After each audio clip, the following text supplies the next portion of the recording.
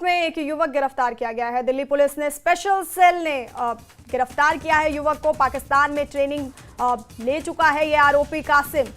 पाकिस्तान जाकर ट्रेनिंग ली है कासिम ने। सेना से जुड़ी खुफिया जानकारी आईएसआई को देता था कासिम। तो बड़ी खबर आपको बता रहे हैं, मेवात से जासूसी के आरोप में युवक को गिरफ्तार किया गया है। पाकिस्तान जाकर ये युवक ट्रेनिंग ले चुका है और सेना से जुड़ी खुफिया जानकारी आईएसआई को देता था कासिम। दिल्ली पुलिस की स्पेशल सेल ने कासिम को गिरफ्तार किया है। मेवात से जासूसी के आरोप में इस युवक को गिरफ्तार किया गया है। पाकिस्तानी सेना को खुफिया जानकारी देता था ये। पाकिस्तान जाकर ये ट्रेनिंग ले चुका है। मेवात से इस जासूस की गिरफ्तारी हुई है। दिल्ली पुलिस की स्पेशल सेल ने इसको गिरफ्तार किया है और ये जो युवक है कासिम, वो पाकिस्तान जाकर ट्रेनिंग ले चुका है और सेना से जुड़ी खुफिया जानकारी आईएसआई को देता था।